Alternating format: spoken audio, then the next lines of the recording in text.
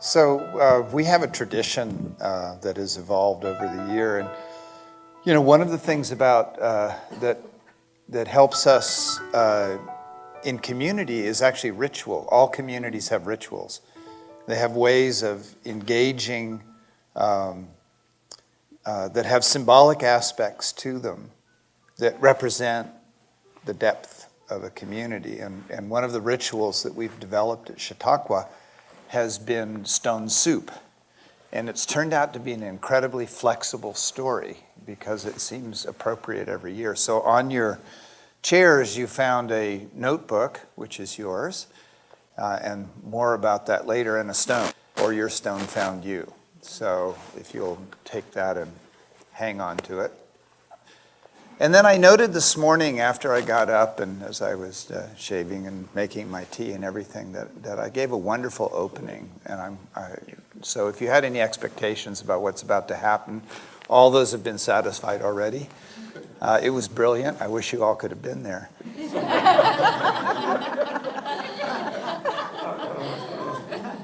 So the theme this year is how can education make us more community able? And every school is a community. And the question is, does that community produce community? When the students go out from the community, they're joining other communities. So what we're doing is we're seeding all the communities of the world through education, at least in the countries that are blessed enough to have educational institutions. And even in those who aren't, in some cases, education does not require an institution. Education is just something that is our birthright. Curiosity and learning are our birthright. That's who we are as human beings. One of the themes that came up in the conversations that we're having with Peter and Angelus prior to this was the notion of welcoming the stranger. And Peter made an interesting statement. We were talking last week, and he said, when you welcome the stranger into the community, you're also welcoming the feminine. And when we welcome the stranger, we're welcoming the gifts that the stranger brings into community. So community is a bounded system. So when there's a community, there's also outside community. And in a bounded system, you need to figure out what you're bringing into that system that will produce newness, that will bring transformation and delight and surprise to that community. So in the parable of stone soup, there was starvation in the land. And the thing that I was thinking about in relationship to that is that in this land of plenty in which we live, what's the hunger that needs to be addressed? And I think one of the hungers that needs to be addressed is community, is that of community, association. We hear it again and again and again. And in a way, Mount Madonna Center as a whole was a response to the need for creating and recreating community, because community is always creating and recreating itself. And this school also has community at the very heart of the enterprise. So in this land where there was starvation, there was a shaman walking about. You can pick your gender. But for me this year, it was a woman. And came into this village and everybody was starving and came to the center of the village and said, I have a magic stone.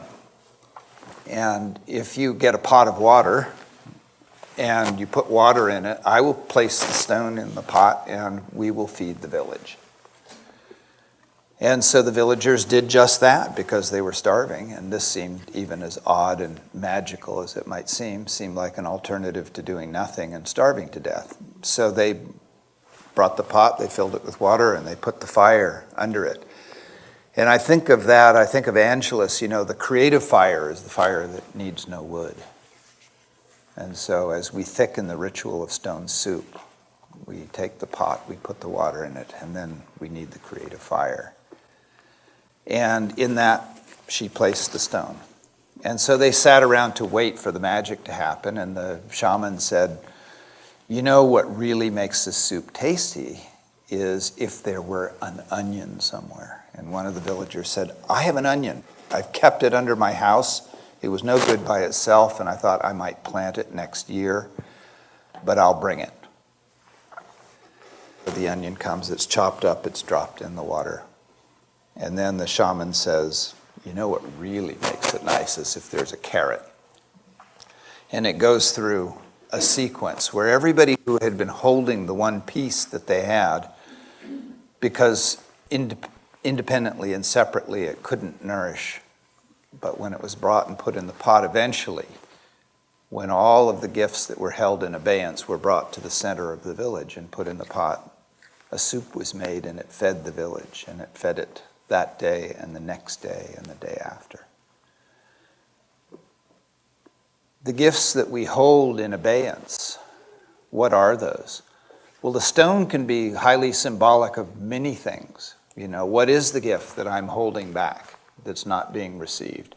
In which case, how am I a stranger to my own village and my gift is not coming into the village because I don't think it's wanted?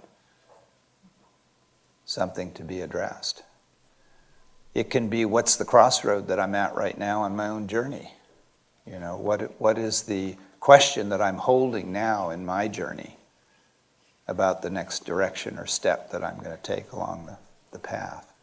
So the questions that are embedded in the stone, which are the gift to the community that when brought into the community and shared, create community and help the community heal and move forward, or develop the creativity it needs to respond and move forward. So this gathering, in a sense, everybody who's come to this gathering is a shaman, and everybody has their stone. So everybody's brought a gift to this community. And how do we welcome the stranger that comes to the school in the form of the student? Have we welcomed that stranger?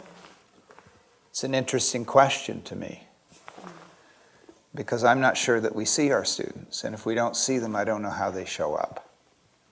And do we have that curiosity about who they are, or are we very invested in the predictability of what we're trying to inculcate without concern for the vehicle, for the context, and every human being is its own context. So this story expands and gets deeper. Each year we add a new question, and in some ways it thickens the soup that we're here. So in the middle of our circle here we have the soup pot. So our job at this point, in order to begin to enact the story of stone soup, is to bring our gifts into the room. And so there are little pens there that actually write on stones, and the idea is to have a little time to reflect and to imagine what the question is that you bring, what the gift is that you bring, what crossroads are you at, what's the yes that I haven't given, what's the no that I haven't given, what's the transformation or transition that I'm bringing into this circle. Because today we're going to engage in dialogue. It's about connecting with place. It's about relaxing. One of the things that brain science has told us is we learn better when we're relaxed. So our job today is actually to relax, to get here, to be here, to connect.